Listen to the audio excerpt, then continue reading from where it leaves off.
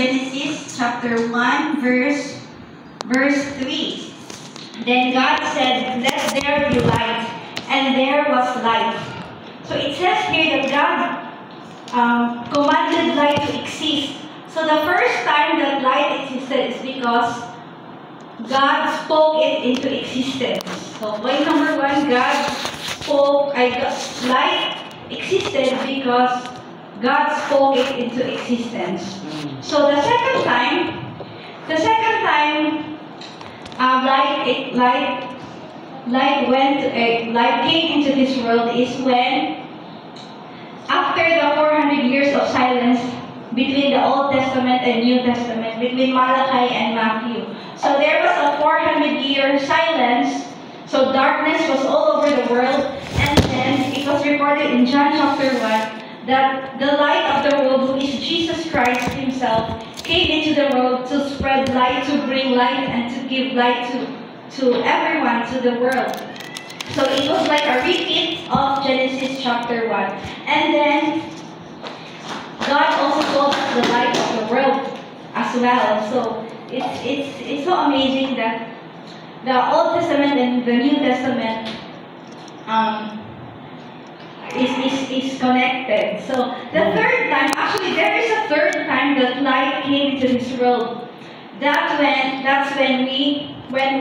light entered into our dark hearts and became a light of our heart, the light of our lives. So do you remember that day when we accepted the Lord Jesus Christ as our personal Lord and Savior? The day when we gave our lives to Jesus, to our God, to our Lord and Savior. So I remember that day when I accepted Jesus Christ. It was really a different day. It was wonderful, and the days went by. We always woke up with a different kind of joy, and an unspeakable joy, and we always have something to look forward to. So I hope that light and fire still exists in us even today. So it doesn't matter how many decades we are as Christians, or we are new as Christians, as long as that light, that fire is still burning in our hearts. So we can glorify God with it through that fire. So number 4, light is coming again in this world. Whether we like it or not, Jesus Christ will come again. His foot will step foot again in the earth, and he will not be coming as a baby in a manger, or as on the cross, with the cross. He will be coming as King of Kings and Lord of Lords, and he will give light again to this world, literally and figuratively. So there are some things that we cannot stop, but all we can do is to prepare for it. So we need to watch. We are not here to guess when is that, what the exact date is. Actually, when we meet someone who will tell us the exact date, we need to stay away from that person, because nobody really knows the date or the hour. According to Jesus Christ, only the Father knows. So stay away. So when Jesus Christ comes, we need to, before Jesus Christ comes, we need to prepare for it. A friend asked me, why are you so intentional in preparing for Christ's coming? So my simple answer is because he will come.